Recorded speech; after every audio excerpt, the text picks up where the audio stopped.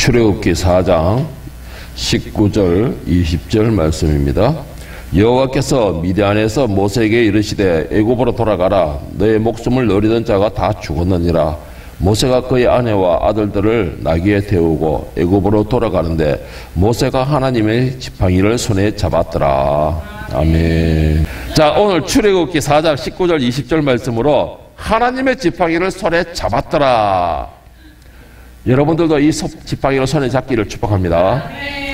자, 모세가 애굽에서 사고를 치고서 도망을 나와서 숨은 장소가 바로 광야의 한적한 곳인 미디안 광야였습니다. 한마디로 세상에서 하나님께서는 그를 이끌어내셔서 이제는 하나님의 종으로의 삶을 살도록 하기 위해서 완전히 그를 뜯어고치기 위하여서, 그리고 세상의 때를 벗기기 위하여서 지금까지 살던 그 삶의 모든 것을 문제는 버리게 하기 위하여서 하나님이 특별히 만드신 훈련장이 바로 모세에게는 미디안 광야라는 땅이었습니다. 그래서 이 모세는 거기에서 애굽에서 나와서 하나님의 훈련장인 바로 미디안 광야로 가서 거기에서 훈련을 받게 됩니다. 자, 여러분, 이런 훈련장에 가게 되고 훈련장에 보내지게 되고 그리고 훈련장에서 훈련을 받는 것은 오늘 본문에 나오는 모세에게만 해당되는 건 아닙니다. 우리에게도 만약 하나님을 의지하는 그 의지의 대상이 바뀐다 그러면은 하나님께서 우리를 사랑하시고 우리를 붙드시는 한은 우리도 이런 훈련장이라는 곳에 가서 훈련을 받게 됩니다. 그 훈련의 강도나 그 훈련의 기간이라는 것은 내 상태에 따라서 다 달라질 수가 있죠. 자, 어쨌든 간에 하나님께서는 이 모세를 훈련시키시는 데에 그 훈련장으로는 아무것도 없는 허벌판이 모래 사마밖에 없는 그런 미디안 광야로 이끌어내셨고, 그 훈련 기간을 자그마치 40년이라는 훈련 기간을 두시고 훈련을 시키게 됩니다. 출애굽기 2장 14절 15절을 보면은 죄송합니다. 모세가 광야로 도망가게 되는 과정이 나옵니다. 그러니까는 모세가 하나님이 정하신 미디안 그 훈련장으로 가게 되는 그 과정을 지금 설명하고 있는데, 그가 이르되 누가 너를 우리의 다스리는 자와 재판관으로 삼았느냐? 네가 애굽 사람들을 죽인 것처럼 나도 죽이려느냐? 모세가 두려워하여 이르되 이 일이 탈로 되었도다. 바로가 이 일을 듣고 모세를 죽이고자 하여 찾는지라. 모세가 바로의 낯을 피하여 미디안 땅에 머물러 하루는 우물 곁에 앉았더라. 저는 이 대목을 볼 때마다 한 가지 궁금한 점이 있어요. 유대인이 모세가 애굽 사람을 죽인 것에 대하여, 그리고 모세가 그들의 중개인의 역할에 싸움을 말리는 것에 대하여 지금 유대인이 지금 모세를 대적하는 것이죠. 그런데 모세는 당시에는 왕자의 신분이었습니다. 그런데 이게 어떻게 해서 그게 가능할까? 저는 여기서 늘 궁금했었어요. 유대인이 어떻게 왕자인데 감히 이런 말을 할 수가 있을까? 노예의 신분에서. 그런데 이것을 대해서 해석할 수 있는 방법 한 가지만 밖에 없다는 것이죠. 첫째로는, 두 가지만 밖에 없는데, 첫째로는 뭐냐면은 모세가 왕자의 그 옷을 벗고 왕자의 신분으로서 누리는 모든 것을 벗어버린 상태다. 이것이 하나의 해석이 될 수 있고, 두 번째는 하나님께서 이것을 역사하신 것이다. 어떻게? 미디안 광야로 몰아내기 위해서 모세를. 그래서 이 유대인을 향하여서 그 말을 탄로나게 한 것이었고, 그 소리가 바로의 귀에까지 들어가게 했다. 이 광야의 과정을 갖기 위해서 하나님이 이렇게 모르셨다. 하여튼 이렇게 저는 생각이 되는데, 어쨌든 그거는 중요한 게 아니고, 만약 모세가 아닌 우리도 역시 똑같습니다. 지금 우리도 세상의 때를 벗지 못하고 구별된 삶을 살지 못하고 우리도 우리 고집대로 살게 된다면 오늘 모세와 같이 이렇게 억지로 강제적으로라도 하나님 앞에 이 훈련장으로 내몰리는 그런 상황이 될 수가 있습니다. 지금 상황에서 훈련장으로 내몰린다라는 것이죠. 자, 그런데 여러분, 우리가 훈련장으로 가지 않으려면 어떻게 해야 될까요? 그거는 우리의 삶, 우리의 의지 대상이 확실히 결정이 되어야 되는 것입니다. 모세는 지금 현재 자신의 의지 대상은 하나님이 아닌 것이에요. 하나님이 아니고 오직 자기 삶의 목적이 되어 있었던 것입니다. 자, 이런 시간이 있기 때문에 모세로 하여금 그 과정, 그 삶의 모든 것을 바꾸는 과정이 필요했던 것입니다. 자, 그런데 중요한 것은 우리의 삶에는 대부분 두 가지 종류의 사연이 있습니다. 두 가지 종류의 삶이 있는데, 첫째로는 세상에서 오직 욕심만, 욕망만, 그리고 자기 목적만 쫓아가는 사람이 있습니다. 세상에서 오직 욕망만, 욕심만, 목적만 쫓아가는 사람이 있는데 모세가 바로 애굽에 있을 때 이런 사람이었다라는 것이죠. 모세가 바로 이런 사람인데 모세가 왜 이런 사람이었냐? 모세는 애굽에서 공주의 아들로서 살았습니다. 그 말은 무슨 말이에요? 바로 바로의 후계자의 자기가 또 된다 이 말인 것입니다. 자, 그렇기 때문에 모세는 바로의 후계자 자리를 차지하기 위해서 자신의 할 수 있는 모든 삶을 최선을 다하는 사람이었습니다. 그 말은 무슨 말이냐? 내가 지금 세상에서의 욕망을 채우기 위해서, 그 욕망이라는 건 뭐예요? 왕이라는 자리. 그 당시에 애굽이라면 전 세계를 거의 다스리다시피 하는 막강한 힘을, 그 나라를, 그 막강한 힘을 가진 그 나라의 왕이 되기 위해서, 오직 그 왕의 자리에 올라서기 위하여서, 내가 모든 철을 내 발 아래 두기 위하여서, 오직 그것만을 목적을 위해서 싸워가고, 그것만을 위해서 달려가는 그런 삶이 바로 모세의 삶이었습니다. 그리고 또 한 가지 뭐였습니까? 모세는 지금까지의 삶이 이기기 위한 전쟁의 삶이었습니다. 오직 이기기 위하여 달려가는 것이었고, 이기기 위한 계획을 세웠고, 이기기 위한 목적만이 있을 뿐이었다는 것이죠. 왜? 그것이 살아남는 유일한 방법이기 때문에. 자, 그런 이 모세에게 하나님께서 오셔가지고 겸손하라, 하나님 말씀에 들어라, 하나님 말씀에 순종하라, 너가 희생하라, 이런 말을 한다면 과연 모세가 어떻게 했을까요? 모세는 지금 현재 자신이 살아남는 방법과 그리고 바로가 되는 제1의 자신, 지금 현재의 그 후손을 이어서 바로가 되는 목적만을 가지고 있는 이 사람인데, 바로가 되기 위해서는 내가 세워져야 되는 사람입니다. 바로가 되기 위해서는 내가 지배해야 되는 사람입니다. 바로가 되기 위하여서는 내가 모두 군림하는 위치에 있어야지만이 가능한 삶이었다는 것이죠. 그런 이 모세에게 정반대의 삶은 겸손하라, 순종하라, 다 죽어라, 섬기라, 이런 말은 바로 이 모세가 자신의 욕망을 채우는 데에는 결코 방해밖에 되지 않는 겁니다. 방해밖에 되지 않는 그게 그의 귀에는 그런 음성이 절대 들리지가 않는 것이죠. 그러니까는 모세가 생각하는 건 뭐예요? 오직 하나님을 붙들기 위하여서는 그 자리에서 떠나는 수밖에 는 방법이 없는 겁니다. 여러분, 우리의 삶도 똑같습니다. 지금 우리의 있는 삶에서 여러분들이 말씀의 귀에 들리지 않는다, 하나님의 말씀이 내 마음에 들어오지 않는다, 그러면 하나님께 붙들리는 이상은 여러분들은 분명히 그 있는 자리에서 끌어 나오게 됩니다. 그리고는 훈련장으로 몰아넣게 됩니다. 그래서 내 삶이 무엇을 가지고 있느냐? 이 모세와 같이 욕망만 가지고 있고 목적만 가지고 내가 달려가는 삶은 아니냐? 그것을 잘 돌아봐야 됩니다. 여러분, 이런 삶의 대표적인 사람이 바로 사울이라는 사람입니다. 사울은 자신이 왕이면서도 자신의 욕심과 욕망만 채우는 사람이었어요.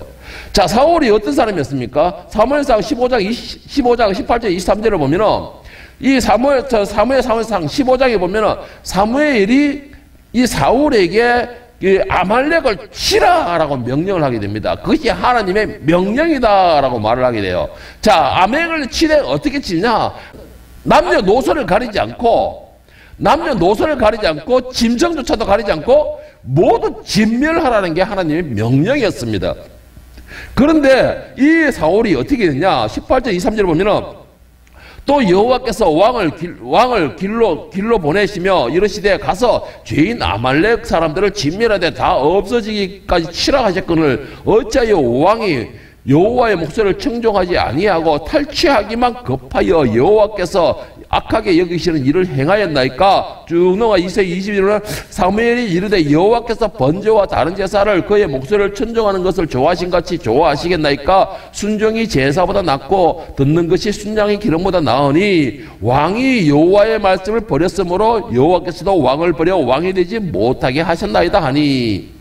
여러분, 사울이 지금 현재 가는 것은 자기의 욕심밖에 없었어요. 자기 욕심밖에 없었습니다. 그리고 욕망이죠. 무슨 욕망입니까? 내가 왕이라는 지배하는 욕망이 있습니다. 욕심이라는 게 뭐예요? 눈에 환하고 보기 좋고 아름다운 것을 취하고 싶은 욕심이에요.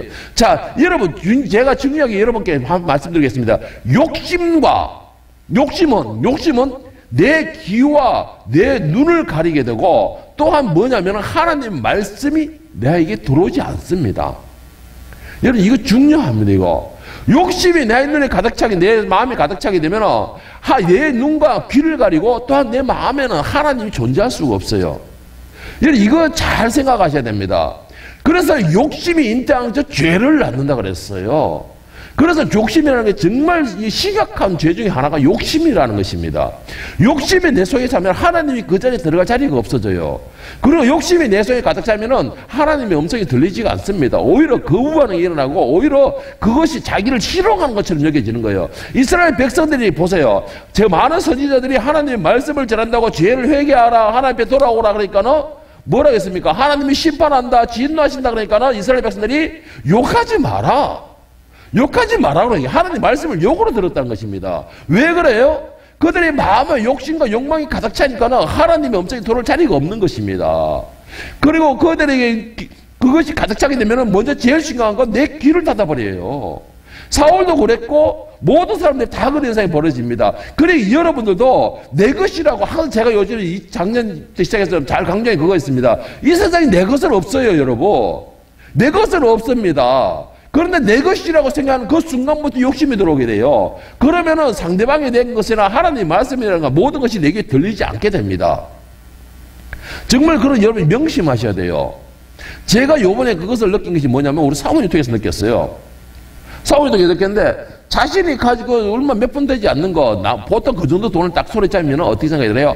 어떻게 해서 꽉 쥐고 싶은 마음이 먼저 생깁니다. 그게 서로의 욕심이에요. 왜? 나도 그랬으니까. 그런데 그것을 가지고 하나님의 교회를 위하여서 장비를 과감하게 그금을 투자하겠다 할 때, 아, 이 양반이 내보다 한 단계 위에 있나? 여우가 한 112마리 들어있나? 저는 이런 생각을 했습니다, 이게. 여러분, 욕심이 들어가 있으면요, 하나님 말씀이 안 들어옵니다.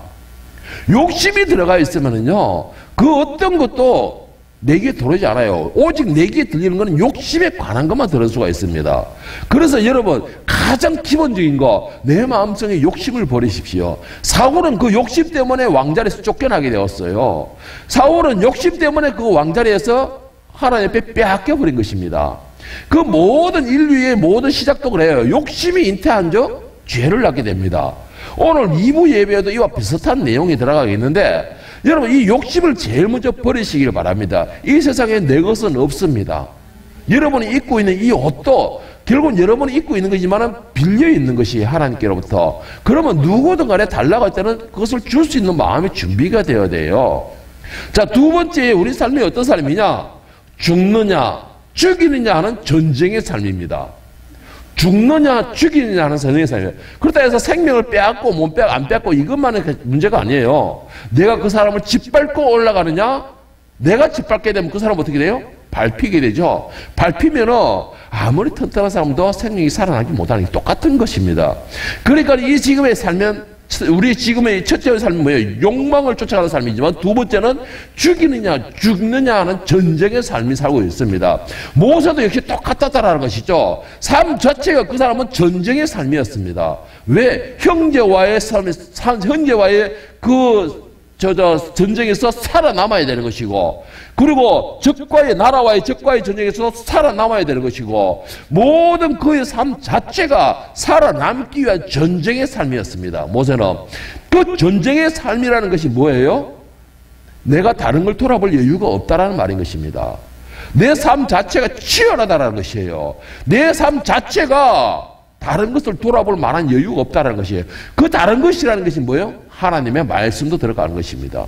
그리고 하나님의 음성도 들어가는 것이에요. 하나님의 뜻을 깨닫는 것도 들어가는 것입니다. 그 모든 것이 내 속에 들어올 수 있는 그런 여유가 없는 것입니다. 자, 그런 모세를 지금 하나님이 구별하셨습니다. 오늘 그런 우리의 모습을 하나님께서 구별하셨습니다.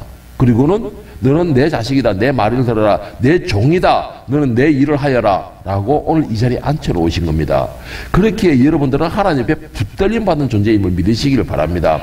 오늘 모세가 하나님 앞에 붙들림을 받았습니다. 전쟁에서 살아남느냐 죽이느냐 사느냐가 그런 치열한 전쟁에 살고 있던, 그렇게 아무런 틈도 없는 그런 삶을 살던 모세를 하나님께서 구별하여 부르셨습니다. 문제는 뭐예요? 우리가 문제죠. 우리가 문제예요. 부르심을 받은 사람이 문제입니다. 문제가 뭐냐면은 이제 하나님께서 이제 사용하시겠다. 이제는 하나님 말씀에 순종하라. 이제는 내 일을 하라. 이제는 내 말을 들어라. 이렇게 살던 우리를 하나님 부르셨는데 우리가 전쟁에서만 삶을 살다 보니까는, 우리가 살아남기 위해서 죽이는 삶을 살다 보니까는, 늘 우리는 죽이느냐 죽느냐는 그런 치열한 속에서 아주 신경질을 벌리고 날카로운 삶을 살다 보니까는, 문제는 뭐냐? 하나님의 음성을 듣는 귀와 눈과 마음을 잃어버렸다는 거예요. 잃어버렸다는 겁니다. 우리가 치열한 죽이느냐 죽느냐는 전쟁의 삶을 살다 보니까는 하나님의 말씀 듣는 방법을 잊어버렸어요. 그 하나님의 음성을 구분하는 방법도 잊어버린 겁니다. 그리고 또 한 가지 가장 심각한 거, 음성을 들었는데 순종하는 방법을 다 까먹어버렸어요. 여러분, 이런 사람들이 문제가 그런 사람이 됩니다. 그래서 우리가 세상에 살면서 내 욕심과 치열한 전쟁 속에 살 때에 가장 심각한 게 뭐예요? 내 영혼이 죽어간다는 것입니다. 내 영혼이 죽어간다는 것이에요. 그래서 하나님께서는 어떻게 하셨습니까? 다시 그거를 회복시키기 위하여 인공호흡을 시키는 장면이 필요한 거예요. 산소호흡기를 부르는 장면이 필요한 것입니다. 그리고는 그곳에 딱딱하게 패거나 있는 그 마음속에 굳은 살을 막 대표로, 우리 사모님이 저녁마다 굳은 살 뺏기듯이 대표로 막 미는 작업이 필요했습니다. 그 작업이 바로 훈련장이라는 작업이에요. 그 작업 장소가 바로 미디안 광야였다라는 것이죠. 여러분, 광야, 우리는 광야 그러면 무조건 거부하죠. 일단은 광야 그러면 우리는 싫다라고 일단은 소리 절절 하죠. 그런데 여러분, 광야의 생활이 나쁘지만은 않다는 걸 기억하시기 바랍니다. 믿으시기 바랍니다. 때로는 이 광야의 시간을 보내면서 때로는 광야의 시간에서 나를 돌아볼 시간도 필요하다는 것이에요. 광야라는 것이 무엇이에요? 아무것도 없다는 것입니다.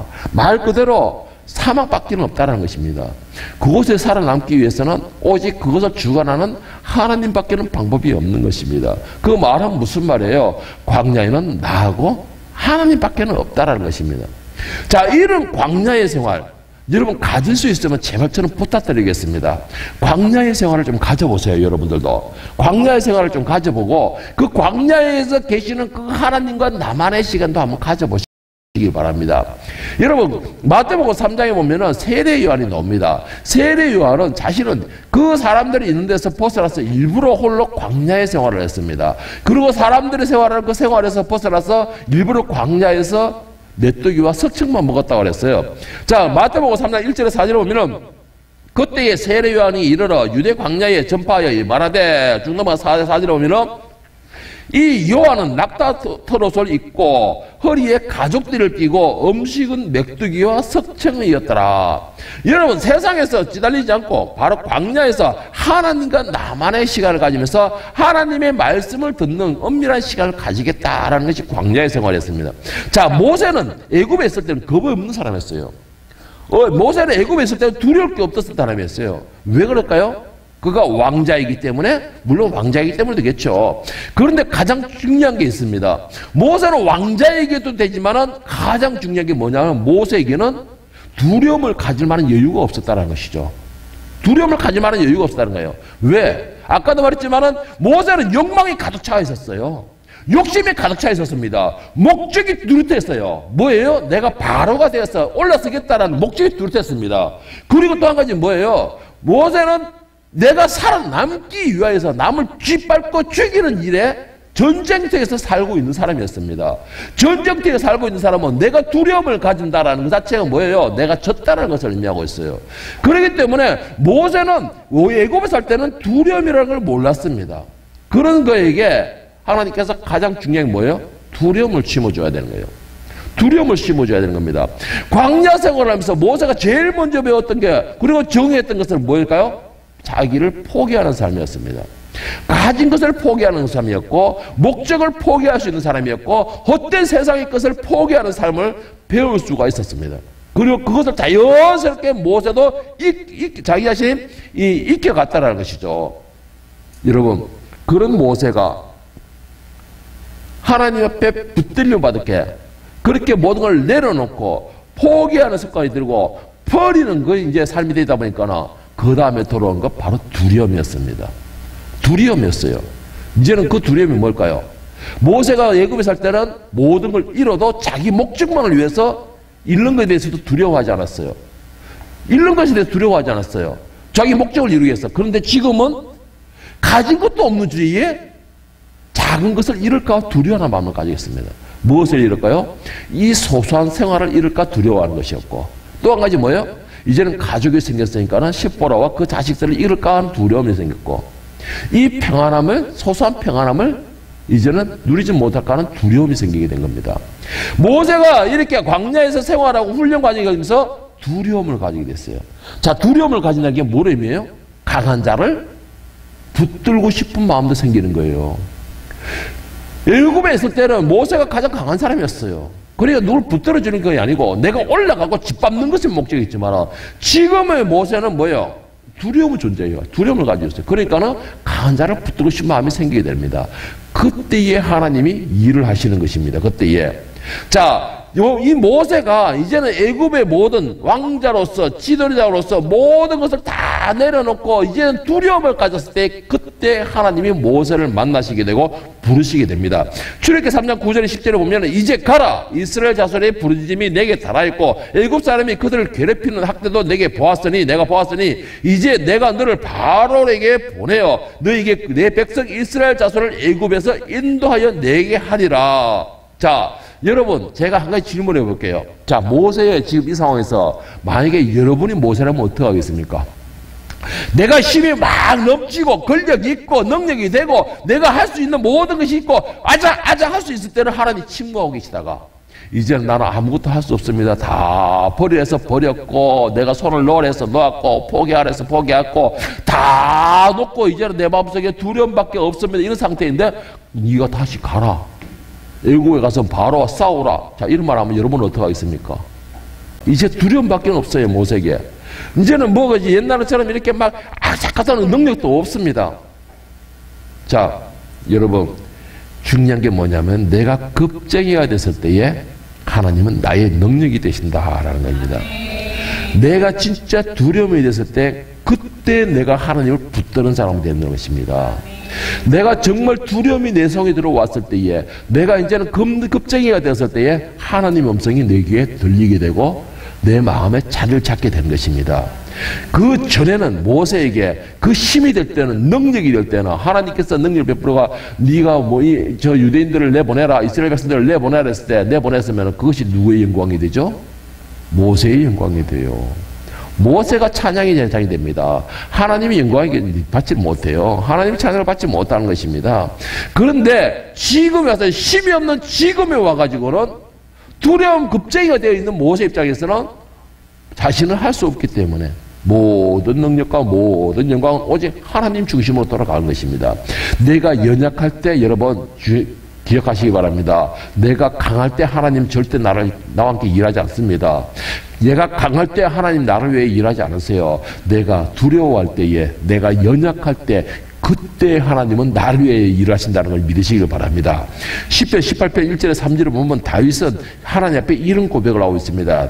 나의 힘이신 여호와여, 내가 주를 사랑하나이다. 여호와는 나의 반석이시여 나의 요새시여 나를 건지시는 이시여 나의 하나님이시여 내가 그 안에 피할 나의 바위시여 나의 방패시여 나의 구원의 뿌리시여 나의 산성이시로다. 내가 찬송받으실 여호와께 아뢰니 내 원수들에게서 구원을 얻으리로다. 내가 가장 연약하고 나는 힘이 없고 나는 할 수 없습니다 할 때에, 그때 하나님은 나의 힘이 되시는 것이에요. 그때 하나님은 나에게 능력의 지팡이를 주신다라는 것입니다. 여러분, 내가 강할 때에는, 내가 할 수 있습니다, 나는 능력이 됩니다 할 때는 나는 절대로 하나님 찾지를 않습니다. 우리의 악함이 그거예요. 간사함이 그겁니다. 내가 할 수 있을 때는 도움을 절대 요청하지 않아요. 예를 들어볼까요? 우리 지영이가 처음에는 유치원 들어갔을 때는 정말 하루도 이틀을 미절고절, 하루 이틀을 불구하고 미절고절 저한테 다 물어봤어요. 한 애는 이런 상태고요, 저 애는 저런 상태고요. 아빠, 우리 애 좀 특별한 애가 있어요. 그런데 그게 한 2년차 돼가니까는 입을 꾹 닫아버려요. 3년차 되니까 물어봐도 지가 그냥 비밀을 내버려요. 그런데 근래 여기 와가지고 뭔가가 좀 특별한 정신질환이 있어서 문제가 생겼거든. 그러니까 그게 안 되니까 다시 와가지고 나한테 물어보는 겁니다. 여러분, 내가 능력이 될 때는 하나님을 절대 믿지 않아요. 내가 힘이 있다고 생각할 때는 절대 하나님의 손을 붙잡지 않습니다. 그런데 그럴 때는 또 중요한 건 있어요. 내가 능력이 있다, 내가 힘이 있다, 내가 하나님 붙잡지 않지만은 하나님도 나를 붙잡아 주지 않습니다. 하나님도 나의 능력이 되지 않는다는 것이죠. 하나님께서 나의 능력이 되려고 한다면 여러분의 신앙 고백이 천부여 의지 없어 손 들고 합니다. 천부여 내가 능력이 없어서 내가 주님 앞에 옵니다. 천부여 나는 의지할 곳이 없고 나는 힘이 없어서 오직 주님을 내가 손을 붙잡습니다. 이렇게 손을 들고 고백하고 올 때 하나님께서는 우리의 손을 붙잡아 주시는 것이에요. 그때 하나님은 나의 능력이 되어 주시는 겁니다. 그때 하나님은 나의 방패가 되어 주시는 겁니다. 그때에 우리의 막 신앙 고백을 어떻게 해요? 뜻대로 하시옵소서. 이런 신앙 고백이 될 때에 그때에 이제 하나님께서 우리를 만드시는 거예요. 그때에 하나님께서 뜻하신 대로 우리를 인도하시는 거예요. 그 인도하신다는 게 뭔 말이에요? 우리의 능력이 되신다라는 것입니다. 우리의 권능이 되신다라는 것입니다. 출애굽기 4장 14절 17절 보면 뭐라 했습니까? 너는 이 지팡이를 손에 잡고 이것으로 이적을 행할지니라. 여러분 그런데 중요한 게 있어요. 지팡이는 아무것도 아니에요. 지팡이는 아무것도 아닙니다. 모세가 지팡이를 들고서 모든 이적을 해나가겠다고 우리의 관심사는 지팡이를 쏟아져요. 지팡이를 쏟아집니다. 그런데 지팡이는 아무것도 아니에요. 지팡이는 그냥 모세가 평소에 지금까지 들고 다녔던 양을 치는 나무에 불과합니다. 그런데 왜 우리는 지팡이에 모든 것이 몰두가 되죠? 여러분 우리가 관심을 줬고 우리가 집중해야 되고 할 것은 지팡이를 붙들고 있는 하나님께 목적이 되어야 돼요. 하나님이 중심이 되어야 돼요. 그러니까 하나님께서 지팡이를 도구로 사용하셨기 때문에 지팡이가 능력이 지팡이 됐고 하나님으로 해서 권능이 지팡이 된 것이지 지팡이 자체는 아무것도 아니에요. 그런데 우리는 모든 사람들은 뭐예요? 그 능력을 행하시는 하나님은 뒤에 있고 그 능력이 앞으로 나와요. 그러면 그 지팡이는 한 나무에 불과할 것뿐입니다. 여러분 지팡이든 무엇이든 간에 하나님이 붙으실 때 그것은 능력을 발휘하게 됩니다. 그것이 무엇이 내가 될지는 몰라요. 하나님이 사용하는 지팡이가 나의 능력이 될지 아니면 나의 말솜씨가 될지 아니면 나의 지혜가 될지 아니면 내 손재주가 될지 그것이 어떤 것을 하나님이 나의 지팡이로 사용할지 몰라요. 나의 지팡이로 주실지 모릅니다. 그런데 그 지팡이가 중심이 된다면 그 지팡이를 사용하시는 하나님은 떠나버리는 거예요. 그러면 그 지팡이는 한 나무에 불과하는 거예요. 썩는 나무에 불과하는 것입니다. 그런데 우리는 모든 사람들이 생각하기에는 뭐하고 중심하고 있어요? 지팡이의 중심을 두고 있어요. 여러분 지팡이는 그냥 나무일 뿐이에요. 그러나 지팡이의 중요한 것은 하나님이 붙들고 계신다는 것이고 또 한 가지 중요한 게 뭐예요? 겁쟁이고 두려움에 떨고 뒤로 물러나고 하기 싫습니다. 못합니다 하는 그 모세에게 힘을 주기 위한 상징물밖에 되지 않는 것입니다. 상징물밖에 되지 않는 것이에요. 그런데 우리는 그 지팡이를 우상으로 삼고서 하나님을 찾기보다는 지팡이만 찾고 있는 거예요. 그러다면 그 지팡이는 나무밖에 되지 않아요. 그 지팡이는 나무밖에 되지 않습니다. 그 지팡이가 어떤 것이 됐든 간에 손재주든 뭐든 뭐 기술이든 뭐든 간에 하나님이 그걸 붙드실 때 그것이 능력을 발휘한다는 것을 기억하시기 바랍니다. 그렇기 때문에 여러분 능력이 특별합니까? 내가 뭔가가 능력이 지팡이의 손에 쥐어져 있어요? 그 지팡이를 자랑하지 말고 그 지팡이를 있게 하시는 하나님을 자랑하시기 바랍니다. 그럴 때 그 능력을 발휘하게 되는 거예요. 그때에 하나님의 권능이 그 지팡이로 인하여서 더 크게 일어나는 것입니다. 그럴 때에 하나님의 그 은혜와 사랑이 그 지팡이에 대해서 모든 사람에게 은혜를 베풀어 주게 될 수 있는 것이에요. 그런데 우리는 그게 아니에요. 모든 것을 포기하고 하나님의 뜻대로 하시옵소서, 모든 것을 내려놓고 아버지의 뜻대로 하시옵소서라고 할 때에 우리에게 지팡이가 주어지는데 그 지팡이만 붙들고 하나님을 찾지 않는다면 그 지팡이는 쓸모없는 거예요. 오늘 본문 말씀 출애굽기 4장 19절 21절 세 번역으로 제가 읽어드릴게요. 주님께서 미디안에서 모세에게 말씀하셨다. 이집트로 돌아가거라. 너의 목숨을 모르는 사람들이 모두 죽었다. 그래서 모세는 아내와 아들들을 나귀 등에 태우고 이집트로 돌아갔다. 그때에 모세는 손에 하나님의 지팡이를 들고 있었다. 하나님의 지팡이예요. 모세의 지팡이가 아니고 하나님의 지팡이를 손에 들고 있었다. 주님께서 모세에게 말씀하셨다. 내가 너에게 이적을 행할 능력을 주었으니 너는 이집트로 돌아가거든 바로 앞에서 그 모든 이적을 나타내 보여라. 자, 하나님께서 지팡이에 이적을 행할 능력을 주셨다라는 것이에요. 지팡이가 능력이 있는 것이 아니고 하나님께서 그에게 능력을 주셨다라는 것입니다. 다만 모세로 하여금 그 의지의 상대를 준 것뿐이에요. 여러분에게도 모든 것이 다 하나님이 능력의 지팡이를 주셨습니다. 믿으시기를 바랍니다.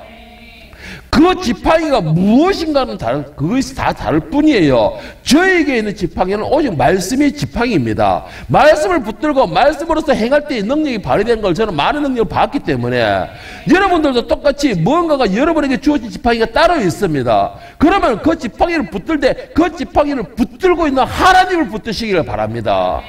그 지팡이를 자랑하지 마세요, 여러분. 지팡이는 나무일 뿐이에요. 여러분들은 세상 사람들과 여러분들은 다른 교인들과 뭔가 구별된 삶이 되어야 되잖아요. 믿음이 구별되어야 되잖아요. 하나님 옆에서 뭔가 구별되어야 되잖아요. 그러면은 사람들은 다 지팡이에 집중하고 지팡이를 잡고 지팡이를 갖고 힘을 발휘하려 할 때에 여러분은 그 지팡이를 잡고 있는 하나님을 붙드시기를 바랍니다.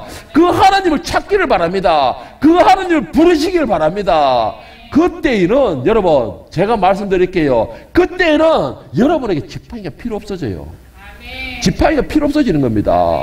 지팡이가 뭐예요? 하나님이 권능의 상징일 뿐이에요. 그때는 왜 필요 없어집니까? 지팡이가 내가 그냥 하나님이 함께 하시기에 믿음으로 행하면 하나님 다 이루어지시니까. 너는 행하라 했잖아요. 너는 밟으라 했잖아요. 지팡이로 뭘 한 게 아니에요. 그런데 모세를 저는 이걸 보면은 조금 그런 게 있지만 말하면 안 되겠지만 하여튼 간에 모세가 그러니까 지팡이를 잡고서 행하는 거. 여러분들은 최소한 지팡이가 필요 없는 믿음을 가지기를 축복합니다.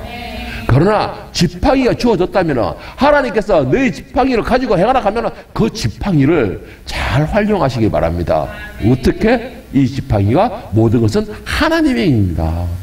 이 지팡이의 능력은 하나님에서 나옵니다. 이 지팡이로 해서 하나님 내게 능력 베풀게 하시는 건 바로 하나님이십니다. 내가 과일 잘하는 거 이게 지팡이 된다. 어떻게 선생님 잘해요? 하나님이 붙들고 계십니다. 이것을 여러분 이게 하나님의 자랑으로 삼아보세요. 여러분들이 하나님의 도움을 더 강하게 받기를 원하십니까? 여러분들이 하나님의 권능을 소유하기를 소망하십니까? 여러분들이 하나님께 붙들려 받기를 소망하십니까? 그러면 함께 따라해 보시기옵소서. 함께 따라해 보시기 바랍니다. 하나님 뜻대로 하시옵소서. 하나님의 종이 오니 하나님 뜻대로 하시옵소서. 여러분 이게 신앙 고백이 될 때에 그 지팡이 모세에게 주셨던 그 지팡이를 나에게도 주시는 줄 믿으시기를 바랍니다. 여러분 그 지팡이가 사용되었을 때에 그 지팡이에 지팡이를 의지하는 게 아니고 그 지팡이를 붙들고 있는 하나님을 의지할 수 있는 또한 성숙한 믿음을 가지기를 바랍니다. 여러분 하나님께서 나에게 주신 지팡이가 있습니까? 그 지팡이를 믿음으로 또 순종함으로 또 담대함으로 그렇게 사용함으로 능력의 사람이 되고 또 복된 축복의 사람이 되고 은혜의 사람이 될 수 있기를, 그리고 하나님의 권능을 행함으로 여러분들이 빛의 사람이 되고 또 그 빛으로 인해 하나님의 영광을 나타낼 수 있는 예수의 향기를 뿌릴 수 있는 그러한 은혜의 사람 하나님의 자녀가 되기를 예수님의 이름으로 간절히 축원합니다.